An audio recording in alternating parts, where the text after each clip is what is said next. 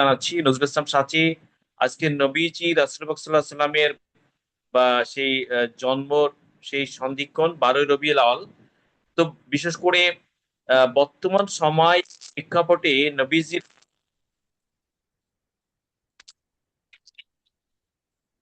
কালে কালে যুগে যুগে বিভিন্ন মনীষীদের আমরা উক্তি বিশ্লেষণ করে আলোচনাতে থাকবো। এ, আমাদের মোহাম্মদ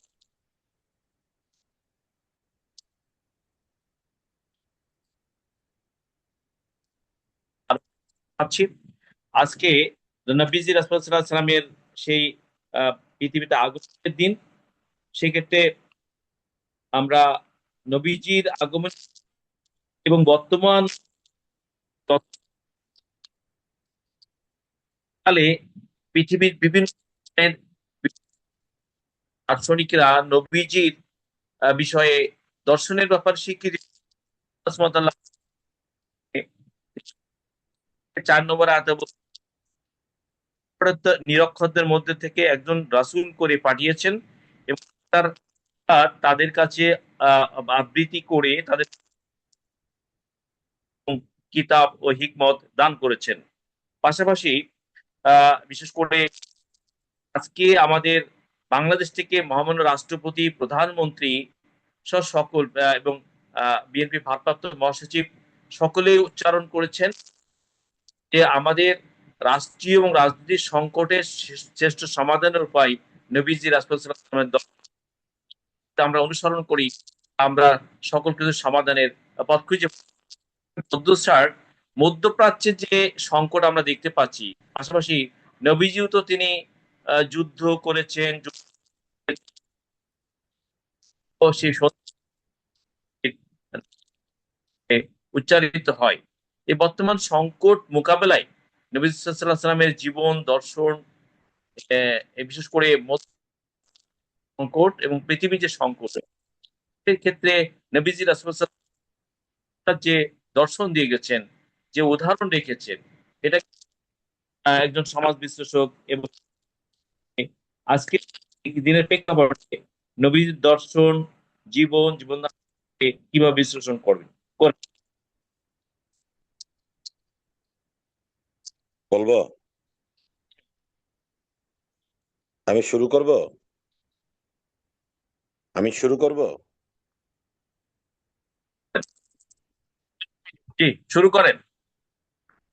রসুল করিম সাল্লামের যে আগমন, জি, এটাতে আমাদের প্রথম দেখতে যে নবুয়তটা, নবী পাঠানোর এই ধারা, এই ঘটনাটা কি? হ্যাঁ, এই ঘটনাটাকে আল্লাহ কোরআন কোরআন শরীফে বলেছেন লিকুল্লি কওমিন হাদ, প্রত্যেক জি, জাতির মধ্যে আমি একজন পথ প্রদর্শক পেটেছি। এখানে লিকুল্লি কওমিন হাদ মানে একজন পথ প্রদর্শক, একজন রাস্তা দেখানোর লোক। তো তারাই হচ্ছেন নবী। এবং আমাদের যে নবী, তিনি যে আসবেন, তার আগের দুইজন বড় নবী, সর্বশেষ রসুল সাল্লাহ সাল্লামের আগে 500 বছর আগে আছেন হযরত ঈসা আলাইহিস সালাম, এবং তার আগে মুসা আলাইহিস সালাম। তারা দুইজন রসুলের আগমনের কথা বলছেন, এটা কোরআনে জি, আছে। ওয়াইস কালা মুসা লিকাওমি লিমা তুকাত্তালামনানি রাসূলুল্লাহি ফালামা যাগাযাল কুলুবাহুম আল্লাহু কামিল জালিমিন। এখানে তিনি একটা ইঙ্গিত দিচ্ছেন আমার পরে একজন আসবেন। এরপরে বলছে ওয়াইস কালা ঈসা ইবনে মারইয়াম, ওয়াইস কালা ঈসা ইবনে মারইয়াম লিকাওমি, তারপরে বলছেন যে আমার পরে, যে আমার পরে ওয়াইস কালা ঈসা মারইয়াম আল হাওয়ারিয়ুন মান আনসারিল্লাহ। তারপরে বলছেন কি হবে ওনার নাম, মিন বাদিহি আহমদ, আমার পরে একজন আসবেন এবং উনার নাম হবে আহমদ। সুতরাং যে আল্লাহ তাআলা যে নবুয়তের যে ধারা, তার শেষ ধাপে রাসূলুল্লাহ সাল্লাল্লাহু আলাইহি ওয়াসাল্লাম একটা কমপ্লিট কোড নিয়ে আসছিলেন। এবং এই কমপ্লিট কোডটা কোথায় উনি ডিক্লেয়ার করলেন, এবং আল্লাহ তাকে দিয়ে কোথায় বলাইলেন? আরাফাতের ময়দানে বিদায় হজের ভাষণে। ওখানে কি বললেন? যে এটা একটা, আমি তোমার প্রতি আমার আমানত পরিপূর্ণ করে দিলাম এবং ইসলামকে একটা পূর্ণাঙ্গ জীবন বিধান হিসাবে মানব জাতির জন্য নির্ধারণ করে দিলাম। এইটা হচ্ছে আরাফাতের ময়দানের ঘোষণা। ইসলামের বাইরে আর কোনো চয়েস নাই। আপনি আরবিক ক্যালিওগ্রাফিতে মোহাম্মদ শব্দটা যেভাবে লেখা হয় সেটা হচ্ছে সেজদারত একজন মুসল্লির ভঙ্গি। খুব লক্ষ্য করবেন কথাটা। আরবিক ক্যালিওগ্রাফিতে মোহাম্মদ লেখাটার যে ক্যালিওগ্রাফিক প্যাটার্ন সেটা ইঙ্গিত করে একজন সেজদারত মুসল্লিকে। তার মানে হচ্ছে রসুল করিম সাল্লাল্লাহু আলাইহি ইসলামের আগমনের পর কিয়ামত পর্যন্ত রসুল করিম সাল্লাল্লাহু আলাইহি সাল্লামকে অনুসরণ না করে আল্লাহকে পাওয়া যায় না। আল্লাহকে যে পাইতে চায় হজরতকে ভালোবাসে। আব্বাসুদ্দিনের যে কণ্ঠে খুব মশহুর নাচ, যেটা আমরা মুস্তফা জান আব্বাসী সদ্য মরহুম, উনি খুব সুন্দরভাবে গাইতেন। এটা এই ফিলোসফি গুলো আমাদের মনে রাখতে হবে যে আমাদের রসুলটা আসছেন এরা পথের দিশারি, এবং উনি আসছেন এমন এক সময় যেখানে একটা পূর্ণাঙ্গ প্যাকেজ, একটা কমপ্লিট কোড অফ ইসলাম হিসেবে আল্লাহ তার উপর আয়াত নাজিল করছেন, এবং তিনি বিদায়ের ভাষণে এটা বলে দিচ্ছেন। এবং সেখানে মুসলমানদের উনি বলছেন যে আমি চলে যাব, কি রেখে যাব? আমার কোরআন এবং সুন্নাহ, তাই না? আমি কিছু পীর সাহেব রেখে যাব, তোমরা মাজারে মাজারে ঘুরবা। আমি কিছু খানকা শরীফ রেখে যাব, খানকায় খানকায় যাবা। এরকম কোনো কথা উনি বলেন নাই, তাই না? কিংবা এটার জন্য একটা আহলে সুন্নতুল জামাত করতে হবে, একটা আহলে হাদিস করতে হবে, এটাও বলেন নাই। এগুলো আমরা পরবর্তীকালে তৈরি করে নিচ্ছি। উনি কিন্তু খুব সহজ কথা বলছেন, এবং আল্লাহ বলছেন যে তোমরা একটা একটা একক উম্মাহ হবে। ওয়াতাসিমু বিহাবলিল্লাহি জামিয়া ওয়ালা তাফাররাকু। তোমরা আল্লাহর রস্যকে শক্ত করে ধারণ করবে, বিভক্ত হবে না। আমাদের তো 72 ফিরকা, এবং সুন্নিদের 5টা মাযহাব, আহমদি, শাফিঈ, হানাবি, এটা বাদ দিলে, মালিকি বাদ দিয়া, শিয়াদের ইসনা আশারিয়া বাদ দিলে বাকি তো সব বাতিল ফেরকা, বাকি সব বাতিল ফেরকা। এইভাবেই আল্লাহর রসুলের আবির্ভাব ঘটছিল, এবং আল্লাহ রসুল ক্রমাগত কোরআনের নির্দেশনার সাথে সমন্বয় রেখে তার কথাবার্তা, আচরণ এবং নির্দেশনার মধ্য দিয়ে একটা মানবিক, একটা জাগতিক, একটা ইহজাগতিক ধর্ম কিন্তু ইসলাম। এবং ইহজাগতিক প্রতিটি কাজ আপনি যখন ইসলামের বিধান মতো করে, সেটাই আপনার ইবাদত। ইসলাম কোনো বৈরাগ্যের ধর্ম না। জঙ্গলে চলে যাও এবং তুমি একটা গাছের নিচে বসে গায়ে তোমার শিকড় বাকড় গজাক, এই ধর্ম না। সংসারে থাকবা, সংসার করবা, সন্তানাদি হবে, তুমি একটা সৎ রোজগার করবা, এবং সেই রোজগারের পুরো প্রক্রিয়াটা সৎ হবে, খাইবা সৎ, আয় করবা সৎ। এটা হচ্ছে ইসলাম। এই জিনিসটা তো নাই আর এখন। এখন ইসলাম মানে হচ্ছে একদল মাদ্রাসায় চলে যাবে, তাদের পোশাক টোশাক আলাদা হবে, আরেকদল স্কুল কলেজে যারা আছে এরা ক্লিন শেভ নামাজ পড়বে। এই দুইটার মধ্যে একটা একটা সুরতের ইসলাম। রসুল্লাহ সুরতের ইসলামের কথা বলেন নাই। সিরাতের ইসলামটা মেইন। সুরত ইজ গুড, খারাপ না সুরতটা, কিন্তু সিরাত বা কর্ম যেটা সেটা খুব গুরুত্বপূর্ণ ছিল, সেটার উপরে উনি খুব গুরুত্ব দিচ্ছেন। আপনি এখন দেখেন আমাদের এই সমাজে, আমাদের আহ, যারা মুসলমান, প্র্যাকটিসিং মুসলমান, তারা কি তারা কি সুদ খান না? তারা কি ঘুষ খান না? তারা কি তাদের পেশাগত অসদাচরণ করেন না? এই কারণে আমাদের রসুলের শিক্ষাটা আমরা ঠিক মতো নিতে পারছি। রসুলের কাছে একটা লোক গেছে, গিয়া বলতেছে আমি খুব গরিব মানুষ, আমার বাচ্চাটা মিষ্টি খায়, আমি এটা বহন করতে পারতেছি না। রসুল্লাহ বলছে 7 দিন পরে আসো, কারণ উনি মিষ্টি ভালোবাসছেন। 7 দিনের মধ্যে উনি মিষ্টি ছাড়ছেন। তারপরে ছেলেরা আসছিল, ওরে দোয়া করে দিচ্ছেন যে আমি বলতেছি তুমি মিষ্টি কম খাও, তোমার বাবার সাধ্য নাই, তোমার বাবার মুরদ নাই, বাবা তো এসেও শুনছে, উনিও ছেড়ে দিচ্ছে। এটা আল্লাহর রসুল নবী। এটা ফুদিয়া, আমাদের পীর সাহেবরা ফুদিয়া কত কিছু করে ফেলে, বট করে তসবি একটা দিয়া দেয়, কিন্তু উনি তা করেন নাই। এখানে আমল চাই, কর্ম চাই। আজকের মধ্যপ্রাচ্য, আজকের মধ্যপ্রাচ্যে, গোটা মধ্যপ্রাচ্যের বাইরে কিন্তু আরবি ভাষাভাষী যে মধ্যপ্রাচ্য, কিছু কিছু আপনার আরবি ভাষাভাষী আফ্রিকাতেও আছে। ইরান কিন্তু আলাদা। ইরান হচ্ছে পারস্য, যে পারস্য সাম্রাজ্যের ধারাবাহিকতা। আর এই দিকটা ও আরব স্যার, ভাষাভাষী যারা আপনাকে উপসাগরে ধন্যবাদ দেয়। জানাচ্ছি। আমি আপনাকে কোট করছি যে নবীজি 81টা যুদ্ধে তিনি অংশগ্রহণ করেছেন, 27টা যুদ্ধে সেনাপতিত্ব করছেন, রাষ্ট্রীয় পর্যায়ে ইসলামকে বাস্তবে রূপ দিয়েছেন। পরবর্তী 4 খলিফার মধ্যে হজরত ওমরের শাসনামলকে পৃথিবীর শ্রেষ্ঠ শাসনামল হিসাবে আজও ইতিহাস স্বীকৃতি দিচ্ছে। তাহলে মুসলিম বিশ্বের কাছে শ্রেষ্ঠ রাষ্ট্র দর্শন আছে। আমরা নবীজির উম্মাত, নবীর উম্মাত হিসাবে উনি যে দর্শন রেখে গেছেন, মুসলিম বিশ্বের সংকট সমাধানের জন্য নিজেদের নিজেদের দর্শন আছে। এক্সাম্পল আছে, হজরত ওমরের শাসনামল আছে। তা মুসলমানদের কাছে শ্রেষ্ঠ দর্শন, শ্রেষ্ঠ এক্সাম্পল এবং হজরত ওমরের শাসনামল। হজরত ওমরের সময় তো প্রতিদিন স্যার এক পর্যায়ে 1.5 লক্ষ বর্গ কিলোমিটার ইসলামের বিজয়ের পতাকা তোলে আসছে। তাহলে মুসলিম বিশ্ব আজ বিভ্রান্তির মধ্যে কেন আছে? শ্রেষ্ঠ দর্শন আছে, শ্রেষ্ঠ এক্সাম্পল আছে, এই জায়গাতে মুসলিম বিশ্ব আছে বিভ্রান্তির মধ্যে কেন স্যার? এটা কারণ হচ্ছে যে আপনি মুসলিম বিশ্বের যে ইনস্টিটিউশন গুলা ইসলামটাকে মানে প্রিচিং করে, যে ইনস্টিটিউট গুলা, আপনি ভারতের সবচেয়ে বড় হচ্ছে দেওবন্দ, বাংলাদেশ হাটহাজারী কমি মাদ্রাসা টপে আছে, আপনি আল আহজার। আমরা they are not preaching the proper spirit of Islam. আমাদের আলেমরা, ইরানের সাথে পার্থক্যটা কি? ওদেরকে আপনি শিয়া বলে ফেলে দিতে পারবেন না। ইরানের ধর্মীয় তত্ত্ব এবং সাধারণ জ্ঞান বিজ্ঞান সব মিলাইয়া আলেম তৈরি হয়। ইরানের ধর্মীয় শিক্ষা প্রতিষ্ঠানে 20 ভাগ জেনারেল এডুকেশন দরকার হয়। আপনি আমাদের একজন আলেম, উনি বিজ্ঞান ইতিহাস ভূগোল দর্শন না জানে যে আলেম হওয়া শুধু কোরআন যেটা তো চলবে না। আপনাকে আপনার জ্ঞান, ধর্মীয় জ্ঞান তো বর্তমান প্রেক্ষাপটে আপনার দেশে আপনার মানুষের মধ্যে অ্যাপ্লাই করতে হবে।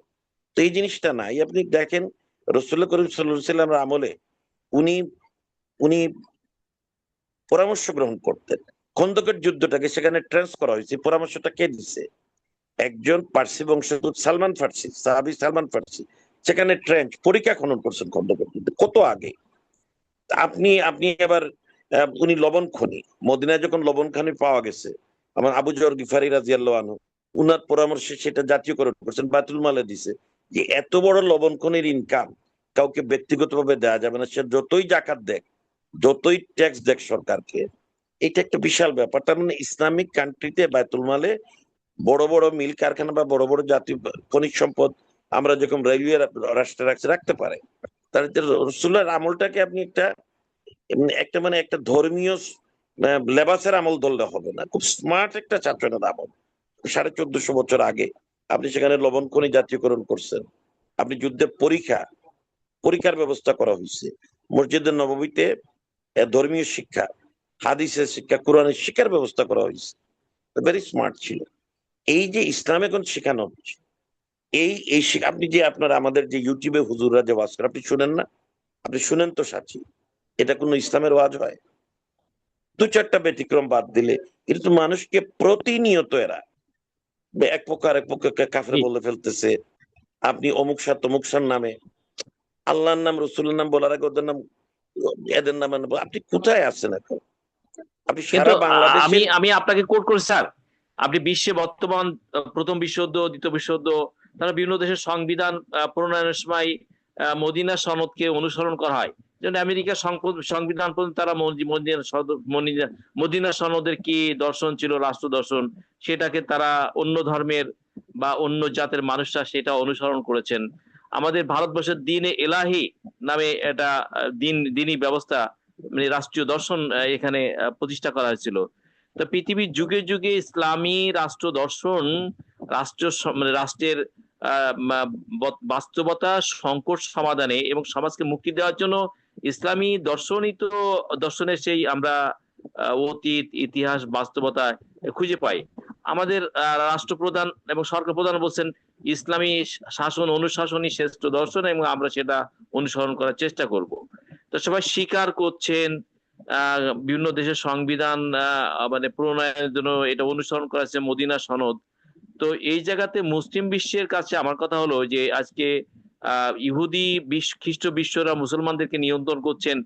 মুসলমানরা কি আপন নিজস্ব যে আদর্শ ঐতিহ্য যেটা আছে সেই জায়গা থেকে বিচ্যুত হয়ে গেছে? এই জায়গাতে বিচ্যুতির কারণে কি বিচ্যুত মুসলিম না, বিশ্বের সংকটটা বিচ্যুত আরো না। জটিল থেকে জটিল হচ্ছে স্যার? এই সাধারণ মুসলমানরা তো ইসলামী অনুশাসন পালন করতে চায়, সাধারণ মুসলিম শিক্ষিত ওনারা এই অনুশাসন করতে চায়। আমি বলছি যে ইসলামের সঠিক যে দর্শন কোরআনে আছে, হাদিসে আছে, তার পরিবর্তে কিন্তু এখন যে দর্শনটা এখন হচ্ছে, আমার গনিশা বাবা, খলসা বাবা, এটা হচ্ছে মানে বাউলদের গানে হচ্ছে, এটা তো একটা একটা প্রকৃত ইসলামের পরিপন্থী এগুলা। আপনাকে ইসলাম বলে দিচ্ছে, কোরআনে বলে দিচ্ছে যে দুইটা ধনুকের যে গ্যাপ, তার চেয়ে আমি তোমাদের কাছে, আমি তোমাদের কাছে, আমাকে তোমরা সরাসরি ডাকো, তাই না? তো আল উলামা ওয়ারাসাতুল আম্বিয়া কথাটার অর্থ হচ্ছে যে আলেমরা যদি প্রকৃত জ্ঞানী হয়, তারা কোরআন হাদিসের কথা বলে, তাহলে তারা নবীদের ওয়ারিস। এখন আমাদের আলেম তো এক সুরে কথা বলেন না। কোন একজনকে ধর্ম প্রতিবন্ধীর কথা বলার পরে একদল বলতেছেন হানাফি মাযহাব যেহেতু মেজরিটি, তার বাইরে করা যাবে না। এইটা কি আসলে খুব গুরুত্বপূর্ণ? এটা কি খুব গুরুত্বপূর্ণ? বা শিয়াদের কি আমরা মুসলমান বলবো না? তো এটা তো গুরুত্বপূর্ণ। আমাদের কোথায় ইসলামের মূল জিনিস কি? এরা কেউ কি বলে নামাজ 6 ওয়াক্ত, কেউ কি বলে বিতির নফল, কেউ কি বলে কুরবানির ঈদ বলে কিছু নাই, কেউ কি বলে হজ ফরজ না, কেউ কি বলে জাকাত দিতে হবে না, সবাই একমত। এই জন্য আমি মনে করি মতলবী আলেমদেরই, ধর্মীয় নেতাদেরই একটা মতলবের কারণে আজকে যদি নামাজের ব্যাপারে বিভক্ত হয়ে যায়, নামাজ, ইমান, তারপরে আপনার হজ, জাকাত, এগুলা নিয়ে বিভক্ত, এগুলো নিয়ে তো আমি কোথাও শুনি নাই যে মানে আপনার শিয়া, সুন্নি, হানাফি, শাফি কেউ বলতেছে নামাজ 10 রাকাত পড়তে হবে, কুরবানির ঈদ 3টা হবে, গরুতে 14 নাম হবে, নাই তো এগুলা। মৌলিক এক কোরআন সবাই মানে, রসুল্লাহর হাদিস দিয়ে তেমন বিভ্রান্তি নাই। যেসব বিভ্রান্তি যখন রসুল্লাহ 40 বছরে পাইছেন না, পয়লা এগুলা কিন্তু মৌলিক আকীদাগত কোনো বিষয় না। আপনি যদি শুরু থেকে রবি আল্লাহ নির্ধারিত করে না করলে কিভাবে হযরত ঈসা আলাইহিস সালাম বলবেন ওইস কালা ঈসা কাম ইয়া কামিল রাসূলুল্লাহ, আমার পরে মুসার বলছেন, ঈসা বলছেন যে আমার পরে আসবেন, তাই না? স্যার, ইসলামের বিজয় ধরুন আপনার যদি আমাদের রাসূলুল্লাহ সাল্লাম পরে খলিফাদের সময় পর্যন্ত যে সাম্রাজ্য বিস্তার বিস্তৃতি ঘটেছিল, মানে এসে আলী পর্যন্ত, এই আপনার ভারতবর্ষের সিন্ধু পর্যন্ত এক পর্যায়ে আপনার পূর্বে জাপান বলুন, ইন্দোনেশিয়া, মালয়েশিয়া, তো এই পৃথিবীর সাম্রাজ্যের 3 ভাগের 2 ভাগ পর্যন্ত তো ইসলামের সাম্রাজ্য বিস্তার ঘটেছিল। সেই জায়গাতে এই বিস্তার বিস্তৃতি ইতিহাস জায়গা থেকে শুরু করে পৃথিবীর অনেক বিখ্যাত মনীষীরা বলছেন, নবীজি সাল্লাল্লাহু আলাইহি ওয়াসাল্লাম, জার্মান দার্শনিক কার্লাইস বলছেন যে পৃথিবীর স্থায়ী যে মানুষের মুক্তির দর্শন দিয়ে গেছেন হযরত মুহাম্মদ সাল্লাল্লাহু আলাইহি ওয়াসাল্লাম, এটাকে অস্বীকার করবে কোনো উপায় নাই। জার্মান দার্শনিক কার্লাইস বলছেন।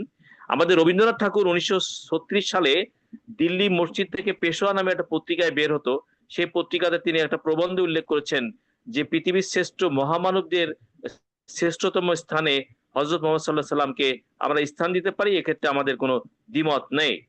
মহাত্মা গান্ধীও তার আত্মজীবনীতে লিখেছেন যে কোরআন এবং বাইবেলের আমরা ইতিহাস দেখি, তাহলে হযরত মুহাম্মদ সাল্লাল্লাহু আলাইহি সাল্লামকে দেশপ্রেমিক শাসন, একজন আদর্শ মানব এবং মানুষের মুক্তির দূত হিসাবে আমি স্বীকার করতে বাধ্য, এবং এটা আমাদের মেনে নিতে হবে। এই যে মহামানবদের দার্শনিকদের মানে তাদের উক্তি, রাসূলুল্লাহ সাল্লাল্লাহু আলাইহি সাল্লামের মহাশ্রেষ্ঠ মহামানব হিসেবে তাদের স্বীকৃতি, তো উনি শ্রেষ্ঠ মহামানব। পাশাপাশি পৃথিবীতে আগামী দিনে ইসলামী একমাত্র মানে সমস্যার সমাধান দিতে পারবে, এবং ইসলামী সাম্রাজ্যে সামনে ইসলামী বিশ্বে এখনো শান্তি, শৃঙ্খলা, স্থিতিশীলতার যে বার্তা আমরা পাই, তাহলে সেক্ষেত্রে মুসলিম বিশ্বের কাছে অন্যদের মানে মুসলিম বিশ্বের নিজস্ব মুক্তির পথ, সামাজিক রাষ্ট্রীয়ভাবে মুক্তির উপায় খুঁজবার জন্য অন্য ধর্ম, অন্য দর্শনের কাছে কি আশ্রয় নেওয়া বা তাদের থেকে কিছু নেওয়ার প্রয়োজন আছে? জি বলুন। আমাদের কোনো প্রয়োজন নাই। আমাদের ইসলাম ভিত্তিক যে শিক্ষা সারা পৃথিবীতে, আল আজহার, দেওবন্দের কথা আমি বলছি, পাকিস্তানের মাদ্রাসা আছে, এটি তো আপনার মানে একটা প্রকৃত ইসলাম চর্চা হচ্ছে, যেটা হচ্ছে খারাপ না, অপূর্ণাঙ্গ। ইরানে যেটা হচ্ছে, ওরা ইসলামিক শিক্ষার সাথে আধুনিক শিক্ষার সমন্বয় করে, এটা অনেক বেটার। সেজন্য ওখানে আলেম শ্রেণী নেতৃত্ব দিচ্ছে, সর্বোচ্চ ধর্মীয় নেতার ব্যবস্থা আছে, পার্লামেন্টের আইনেও সে হাত দিতে পারে, ফেরত পাঠাতে পারে, দুটা পরামর্শ দিতে, তাদের এরকম প্রজ্ঞা আছে। আমাদের এখানে হচ্ছে যে আপনি বাংলাদেশের কওমি মাদ্রাসার সর্বোচ্চ ডিগ্রি কি? দাওরায়ে হাদিস, মাস্টার ডিগ্রি দাওরায়ে হাদিস। কোরআনের উপর কোনো মাস্টার ডিগ্রি হয়? আপনি চরমুনাই 2 নম্বর পীর সে বলছে কোরআন তো কিছুই না, মূল হইল হাদিস, প্রকাশ্যে কয়েক মাস আগে। This is the situation. আমাদের এখানে দেলোয়ার হোসেন সাইদি পরে কেন জামাতে গেলেন আমি জানি না। উনি একটা ভালো উদ্যোগ নিয়েছিলেন 74 সন থেকে তাফসিরুল কোরআন মাহফিলের মাধ্যমে কোরআন ভিত্তিক আলোচনা, কোরআনের প্রতি মানুষের মনোযোগ আকৃষ্ট করা, মানুষকে কোরআন নিয়ে আগ্রহী করা, এবং এটা বাংলাদেশে কোরআন চর্চা বাড়াইছে। কোরআন চর্চা তো কম, কওমি মাদ্রাসার পরিসর খুবই কম, আলিয়া মাদ্রাসা খুব বেশি না, খুব বেশি না, কিন্তু এটা তো থিওরি, হাদিসটা হচ্ছে প্র্যাকটিস। আমরা যখন সংবিধান আমাদের মূল আইন, আমরা দেওয়ানি কার্যপদ্ধতি, ফৌজদারি কার্যপদ্ধতি, বিভিন্ন আইন, সেগুলা প্রসিডিওর, সেগুলোর মধ্যে আছে। তো এইটা একটা তো আমাদের সমস্যা আছে। এবং আপনার এই যে মানে ইয়ে বলছেন, এই যে আল্লাহর ওলিরা বলছেন বইলা যে আরো হাদিসের পরে আরো কুত্তা তৈরি করে। ইসলামী আইনের উৎস হচ্ছে কোরআন, সুন্নাহ, ইজমা, কিয়াস। কোরআন, সুন্নাহ, ইজমা। ইজমা মানে হুম, আমাদের মুসলমানদের নেতৃস্থানীয় আলিমদের ঐক্যমত, আর ইজমা হুম, হচ্ছেন একজন হুম, স্বীকৃত আলেমের হুম, গবেষণা। হুম, তা আমাদের এই জি, সমস্ত ছেলেপেলেরা যারা ইউটিউবে এখন ওয়াজ করে মসলা মাসাল দিয়া দে, একজনটা কাফের হুম। বলে দে, আরেকটা বলে দে এইটা ঠিক না ওইটা তো কেউই এটাকে তো ইজমার পর্যায়ে ধরাই যায় না। তারা কি কেউ কোনো রিসার্চ পেপার আছে তাদের কোনো বিষয় যে আমি রিসার্চ করে এই ব্যাপারটা এটা বললাম? একটা ইসলাম কি এত ফেনা? আপনি ব্রাহ্মণবাড়িয়া থেকে কিংবা সিলেটের কোন এক জায়গা থেকে ওয়াজ মহফিলের দাঁড়াইয়া বলে দিলেন যে অমুকের এই কথাটা ঠিক না, উনি কাফের হয়ে গেছে, কে তার এই পাওয়ার দিচ্ছে? এটা তো কোনো সিভিল স্যার, আপনি সোসাইটির। আপনি কাইন্ডলি আজকে সময় বাস্তবতায় একটু সময় আপনাদের কাছে বিনীত আমি প্রার্থনা করছি। আমি কোট করছি ডক্টর কাজী মনিরুজ্জামান, আপনাদের আমাদের সবার জীবনে মুসলিম হিসাবে আজকে অত্যন্ত গুরুত্বপূর্ণ একটা দিন, নবীজি সাল্লাল্লাহু আলাইহি ওয়াসাল্লাম পৃথিবীতে আগমনের সেই দিন। Doctor Kazi Moniruzzaman, Islam is a complete code of life.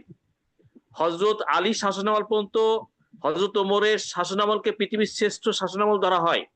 Number two হলো আপনার পৃথিবীর কালে কালে যুগে যুগে সব দার্শনিক, বেদের থেকে শুরু করে, বাইবেল থেকে শুরু করে, আপনার মহামানবদের উক্তি থেকে শুরু করে কিয়ামতের আগ পর্যন্ত শ্রেষ্ঠ মহামানবের স্থান রাসূল পাক সাল্লাল্লাহু আলাইহি ওয়াসাল্লাম। এবং ইসলাম পিসের ধর্ম, এবং Islam is a complete code of life.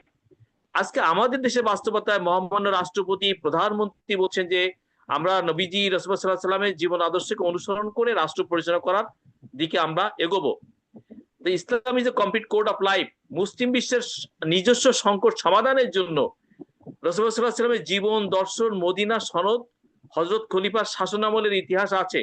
তাহলে মুসলিম বিশ্বের সংকট সমাধানে তারা দিতে পারছে না কেন? নিজস্ব দর্শন আছে, উপায় আছে। ডক্টর কাজী মনিরুজ্জামান, মুসলিম বিশ্বকে আজকে অন্য দের উপরে, অন্য রাষ্ট্র ব্যবস্থাপনার উপরে, ইহুদি খ্রিস্টানদের উপর নির্ভর করতে হচ্ছে কেন? মুসলিমকে আমরা আদর্শ, নিজস্ব আদর্শ থেকে বিচ্যুত হয়েছে এবং রাসূলুল্লাহ সাল্লাল্লাহু আলাইহি ওয়াসাল্লামের দর্শন থেকে কি আমরা দূরে সরে গেছি? ডক্টর কাজী মনিরুজ্জামান। জি, ধন্যবাদ আপনাকে জি, এবং ধন্যবাদ সহ আলোচক যিনি আছেন এবং যারা দেখছেন, পরবর্তী দেখবেন, জি, তাদেরকে জানাচ্ছি সালাম, আসসালামু আলাইকুম। সংসার জীবনেও আপনি যদি খেয়াল করেন দেখবেন যে ভাই বোন, মা বাবা